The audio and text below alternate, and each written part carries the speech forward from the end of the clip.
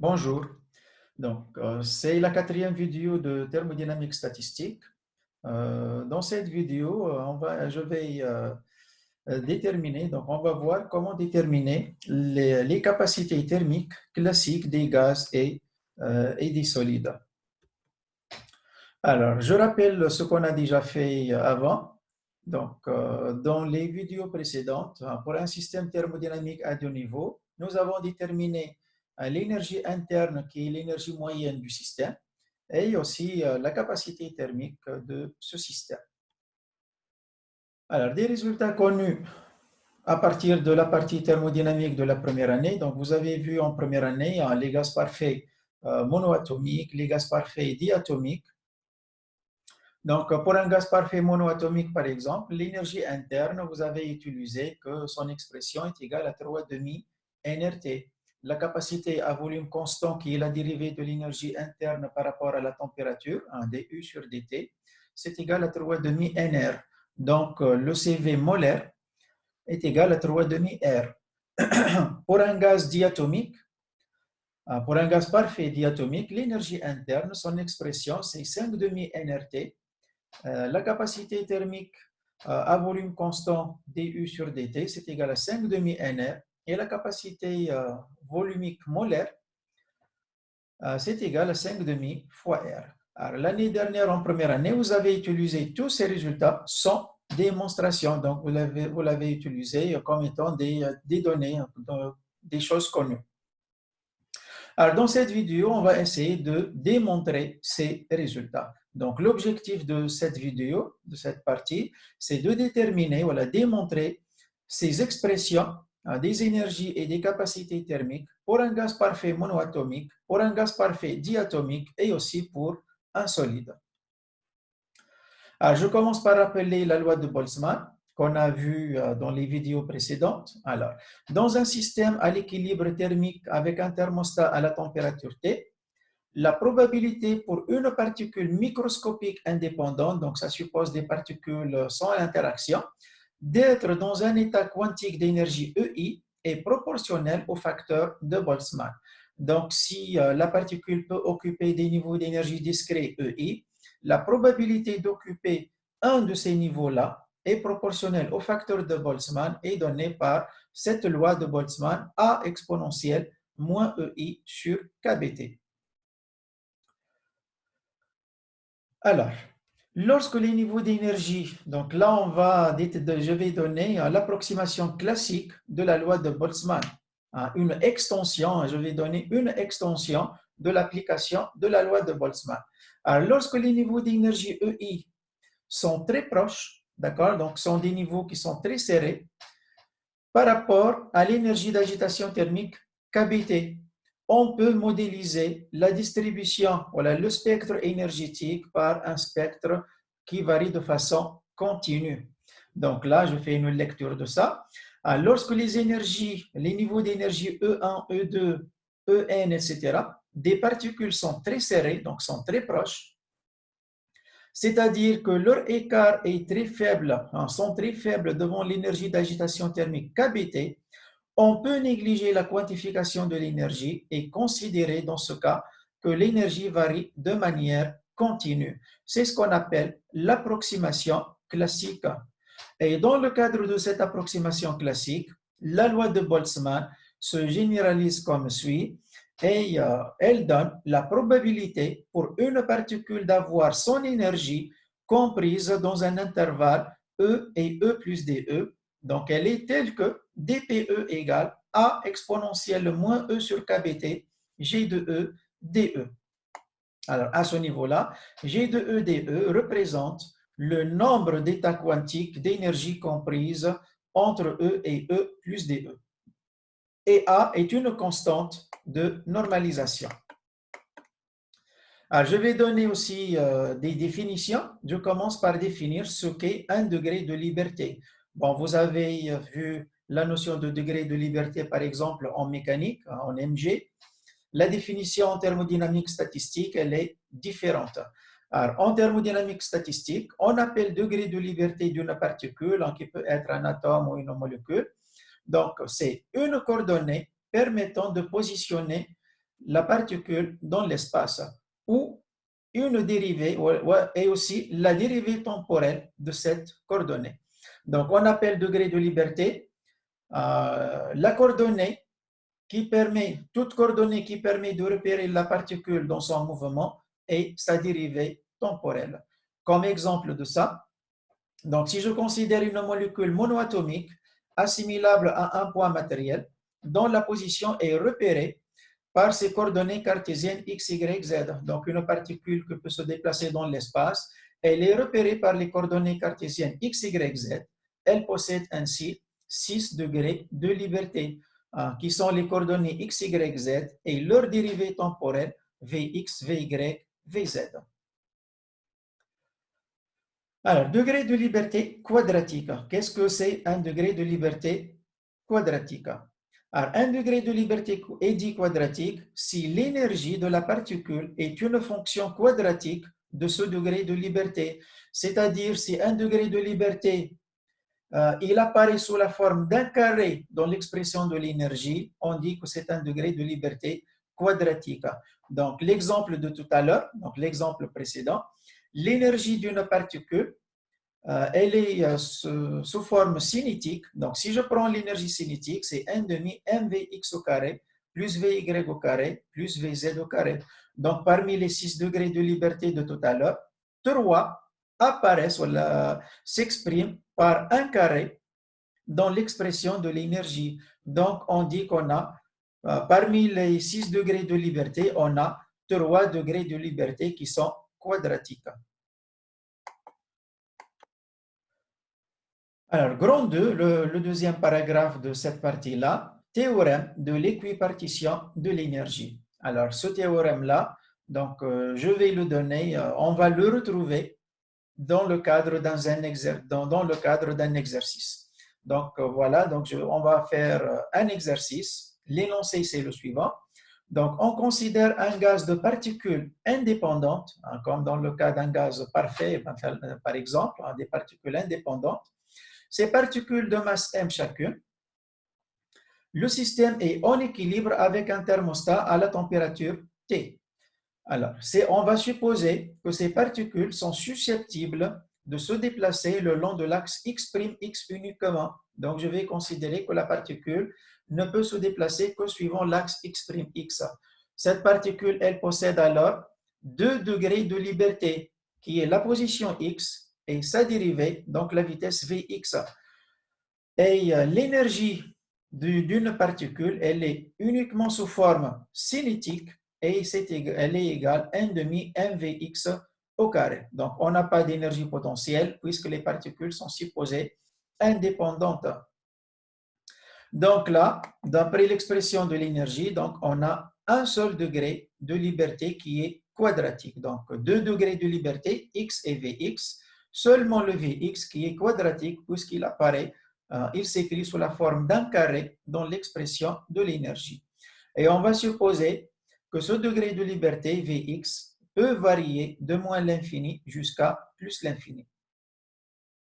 Alors, d'après la loi de Boltzmann que j'ai donnée tout à l'heure, la probabilité dpvx pour une molécule d'avoir son degré de liberté Vx compris entre Vx et Vx plus dVx est donnée par dpvx égale à exponentielle moins 1 demi mvx au carré, qui est l'énergie cinétique, sur kBt fois dVx. A, c'est une constante de proportionnalité qu'on peut déterminer par la condition de normalisation, et c'est la première question. Donc, on se propose dans cette première question de déterminer la constante A en utilisant la condition de normalisation. Alors, la condition de normalisation, donc la somme de toutes les probabilités est égale à 1. Donc, l'intégrale de moins l'infini à plus l'infini dpvx est égale à 1. Donc, A fois l'intégrale de moins l'infini à plus l'infini, exponentielle moins 1vx au carré sur 2 kBt, dvx égale à 1.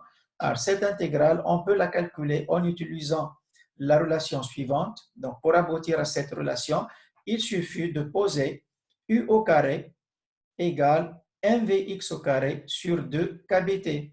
Donc, on aboutit à la chose suivante. Donc, 1 sur A égale l'intégrale de moins l'infini à plus l'infini, exponentielle moins 1Vx au carré sur 2kBt dVx. Donc, en faisant le changement de variable que je viens de dire, donc c'est égal à la racine de 2kBt sur m, l'intégrale de moins l'infini à plus l'infini, exponentielle moins u au carré du, et cette quantité-là, c'est égal à racine de pi.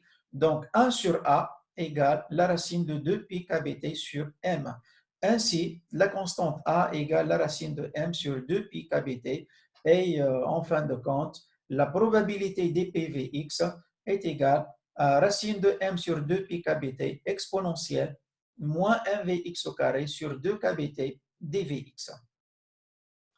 Alors, la deuxième question, on se propose de déterminer la vitesse moyenne Vx des particules.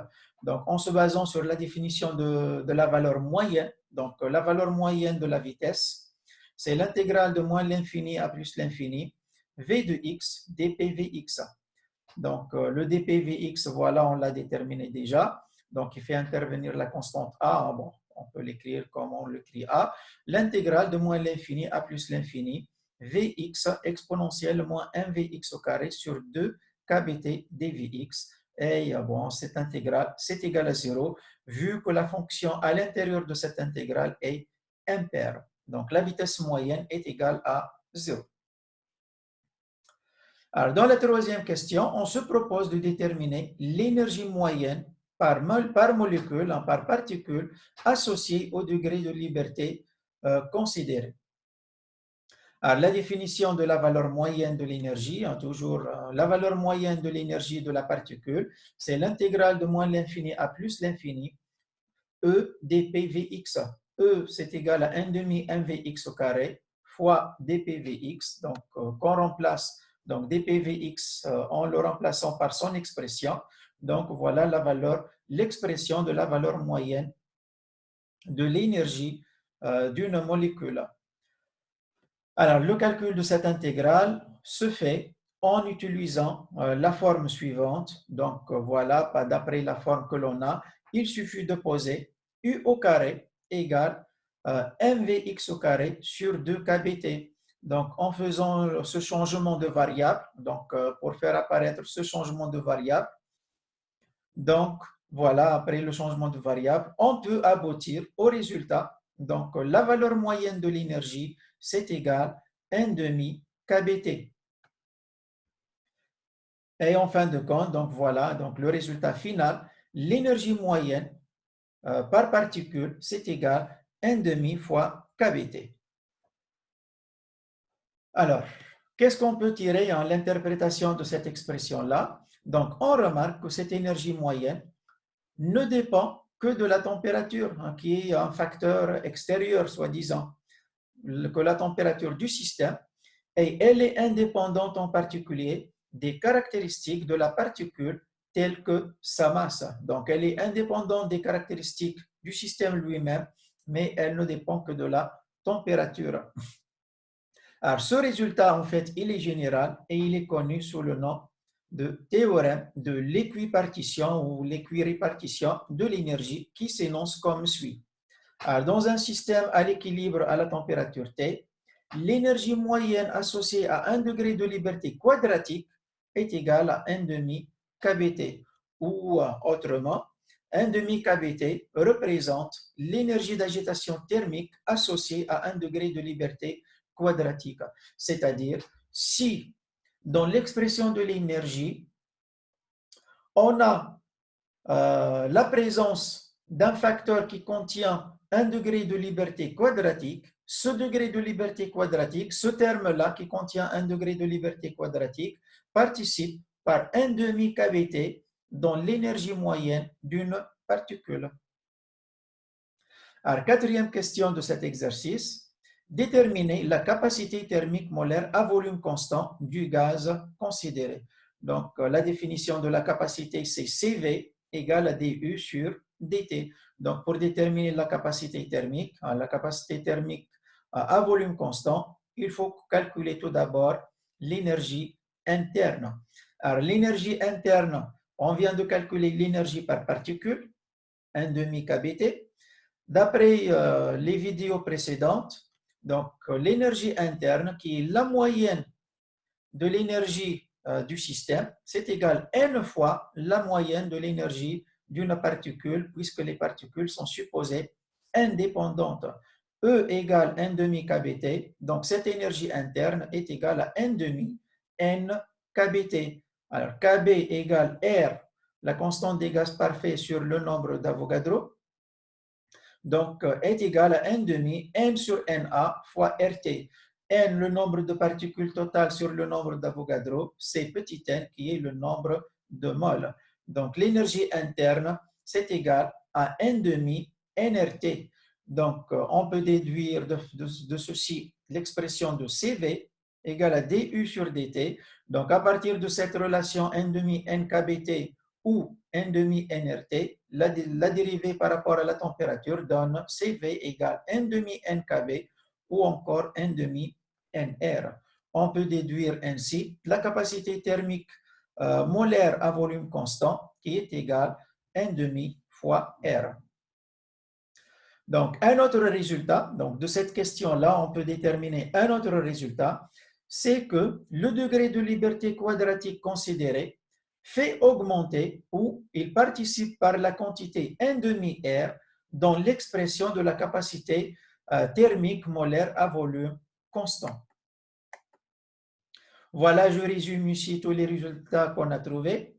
Alors, si on a un degré de liberté quadratique dans l'expression de l'énergie, donc l'énergie moyenne associée à ce degré de liberté quadratique, c'est égal à 1 demi kBT.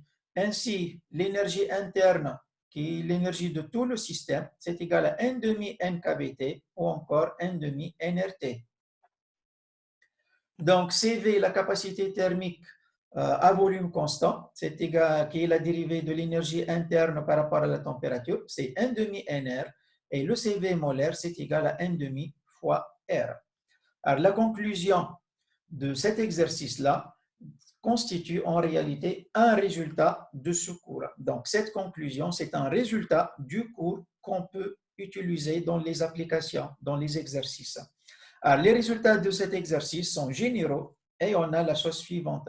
Alors, dans un système thermodynamique à l'équilibre à la température T, le premier résultat, c'est que l'énergie moyenne associée à 1 degré de liberté quadratique, c'est égal à 1 demi kBT. Donc, si on a dans l'expression de l'énergie, il contient un terme qui contient 1 degré de liberté quadratique, l'énergie moyenne correspondante, c'est 1 demi kBT. Et ce degré de liberté quadratique, il fait augmenter ou il participe par le terme 1 demi R dans l'expression de la capacité thermique molaire à volume constant. Alors, ces résultats-là, on va les utiliser, donc ils vont nous servir pour déterminer la capacité, l'énergie et la capacité thermique d'un gaz parfait. Par exemple, là, le premier cas qu'on va voir, le cas d'un gaz parfait monoatomique. Donc, on va essayer d'appliquer les deux résultats qu'on vient de trouver dans le cas d'un gaz parfait monoatomique. Alors, si je considère une molécule de gaz monoatomique assimilable à un point matériel de masse M, dont la position est repérée par les trois coordonnées cartésiennes x, y et z.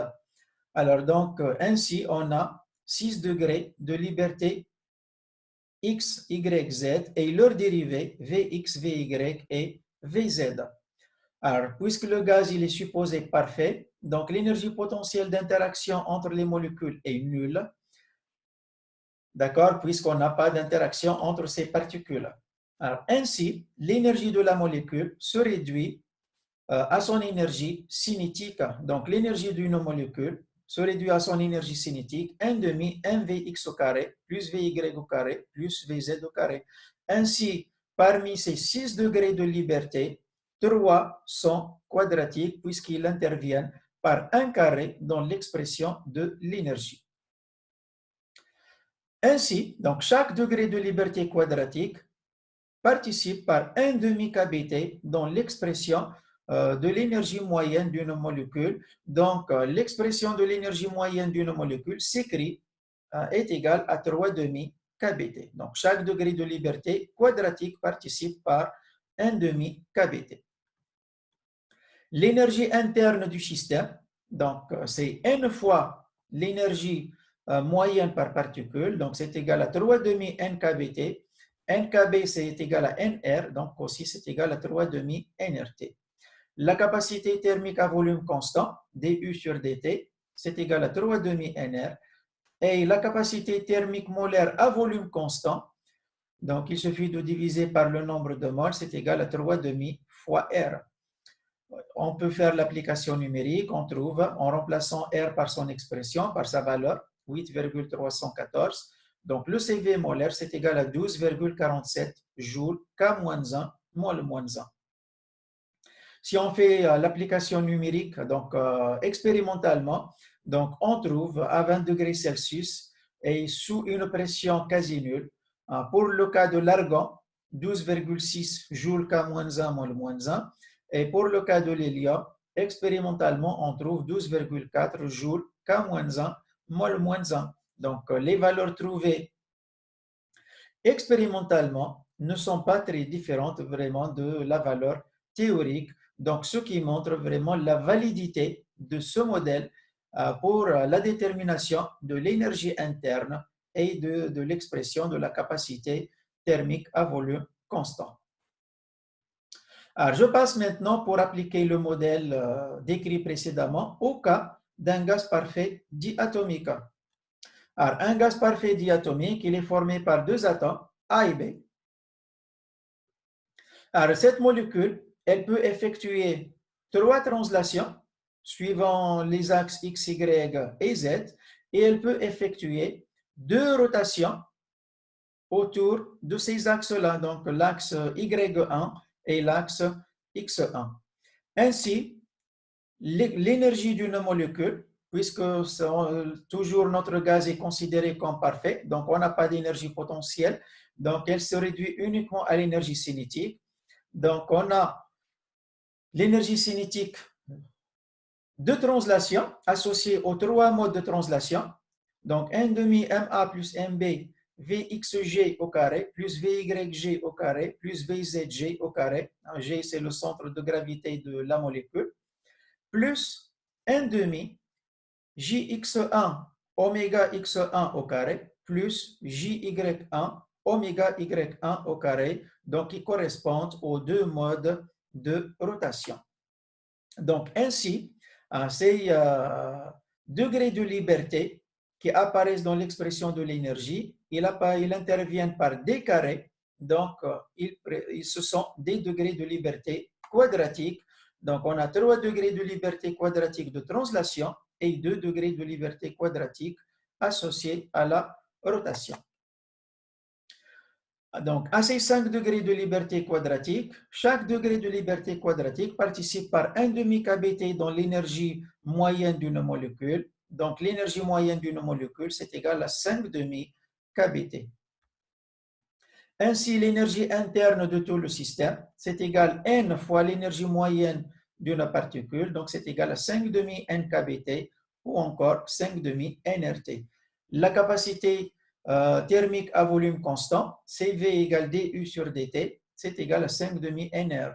On peut déduire ainsi la capacité molaire à volume constant, c'est égal à 5,5 R.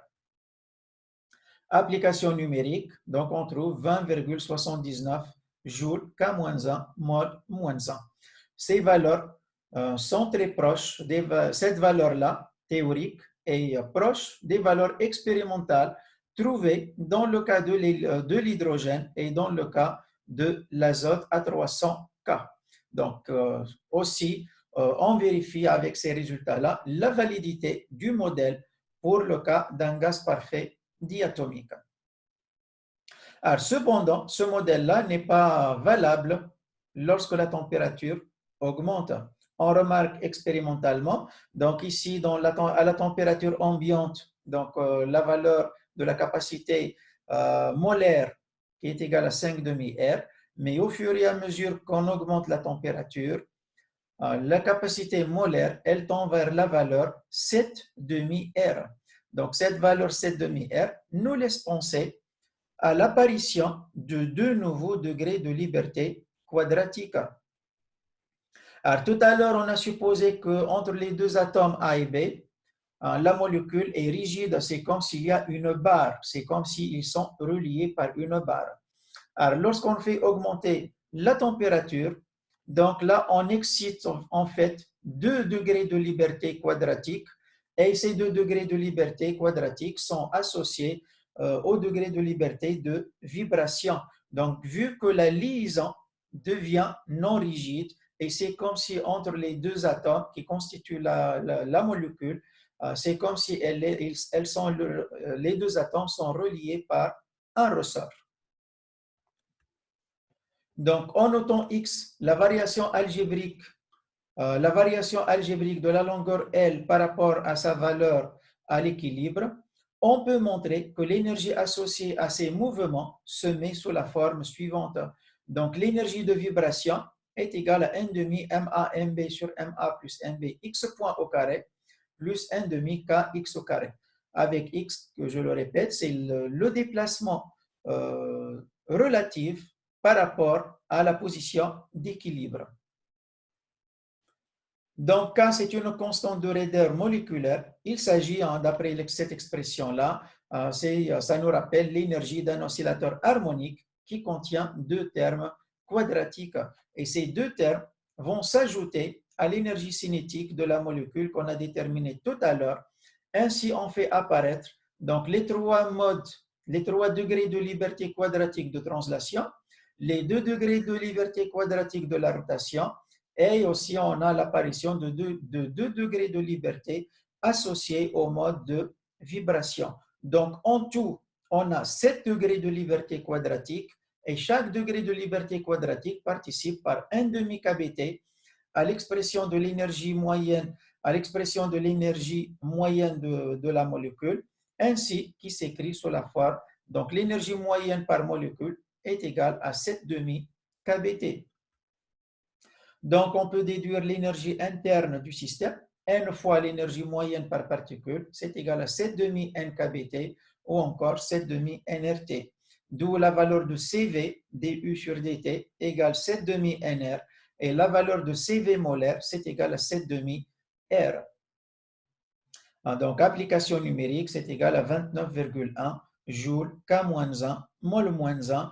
Et voilà, en tenant compte des 2 degrés de liberté quadratique associés au mode de vibration, on trouve les valeurs prévues expérimentalement. Donc, c'est la valeur, cette valeur-là, c'est la valeur vers laquelle la capacité thermique molaire du diazote semble tendre lorsque la température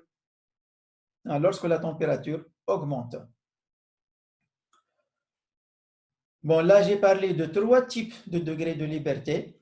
Les degrés de liberté de translation, les degrés de liberté de rotation et les degrés de liberté de vibration. Donc là, à titre indicatif, donc je dis que les degrés de liberté de translation, ils sont excités, ils apparaissent lorsque la température est supérieure à une température caractéristique de ces modes de translation, qui est de l'ordre de 10-20 à 10-14 K. Donc, c'est une valeur qui est très faible. Donc, les modes de translation pour les gaz, pour les molécules, existent toujours, quelle que soit la température. Tandis que les modes de rotation, ils n'apparaissent que pour T très supérieur à θ rotation. Et θ rotation varie de quelques K à 100 K. Donc, pour des températures inférieures à θ rotation, les modes de rotation ne sont pas excités et on a uniquement les modes de translation. Mais si la température est supérieure à θ rotation, donc on excite les modes de rotation et on a apparition de ces modes de rotation. Donc là, à la température ambiante, donc les modes de rotation, il existe, vu que c'est supérieur à 100 K.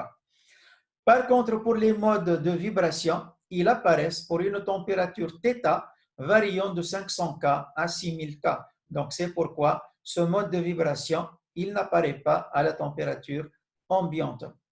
Donc, ce qui explique le 7,5 de tout à l'heure.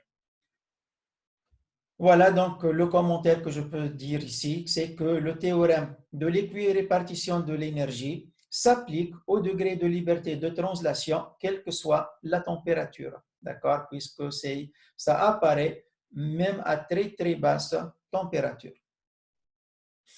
Alors, je vais appliquer maintenant le modèle de l'équipartition de l'énergie pour déterminer la capacité thermique à volume constant des solides.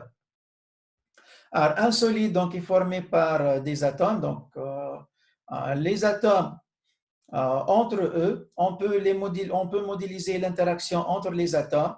C'est comme s'ils sont reliés par un ressort qui assure la rigidité du solide. Alors, à 3 dimensions, on peut considérer qu'un atome est relié dans les 3 directions de l'espace aux différents autres atomes par des ressorts. Donc, les atomes d'un solide occupent des positions précises correspondant à la structure cristalline.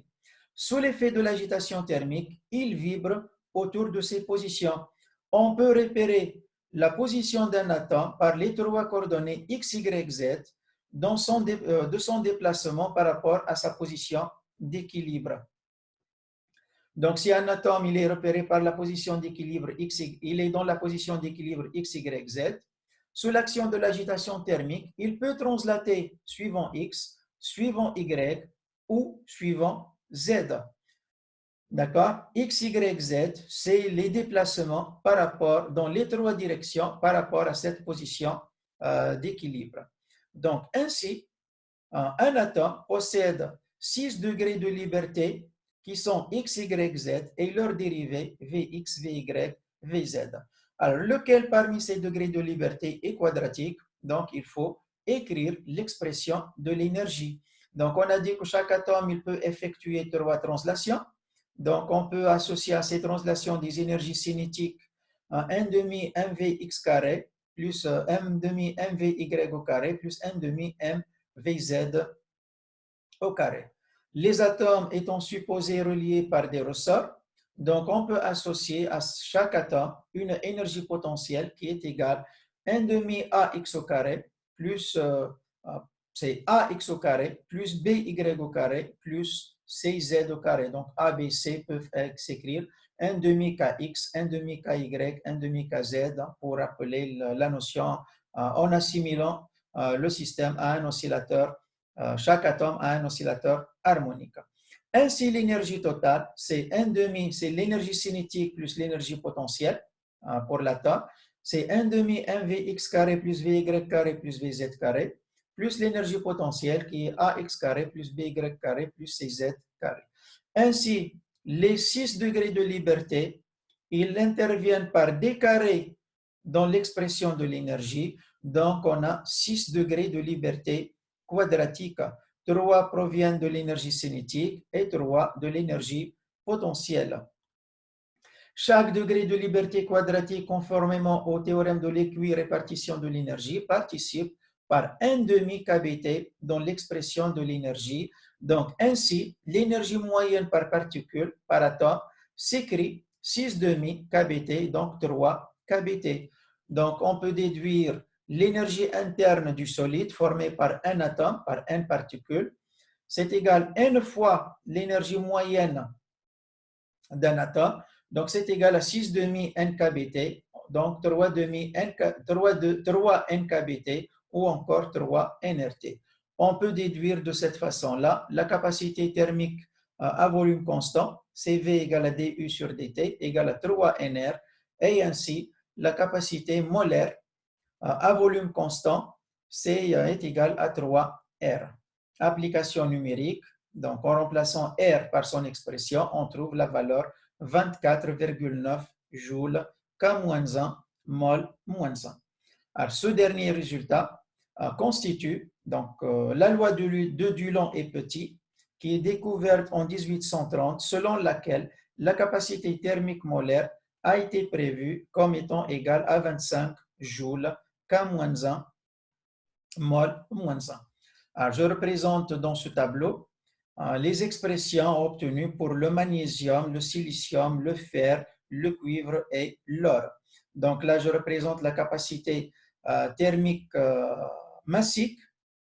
Connaissant la masse molaire de chaque élément, on peut déterminer aussi la capacité thermique à volume constant, la capacité thermique molaire à volume constant. Donc, les valeurs trouvées ne sont pas très différentes des valeurs, de la valeur théorique qui découle du modèle de l'équirépartition de l'énergie. Bon, je dis à ce niveau-là que cette valeur-là, lorsque la température diminue, la capacité, on remarque expérimentalement qu'elle diminue et elle tend vers zéro à très basse température, ce qui n'est pas prévu par ce modèle classique. Donc, pour expliquer ce comportement, donc ce comportement a été expliqué par Einstein en considérant le système comme étant des oscillateurs harmoniques et le système a été décrit dans le cadre d'une description quantique. Donc voilà un point final pour cette vidéo. Point final en réalité aussi pour toute la partie, thermodynamique statistique. D'accord? Donc je rappelle que dans cette vidéo-là, en se basant sur le théorème de l'équirépartition de l'énergie qu'on a déterminé sur la base d'un exercice, on a déterminé les expressions de l'énergie et des capacités thermiques dans le cas d'un gaz parfait monoatomique, diatomique et aussi dans le cas d'un solide. Donc, point final et merci.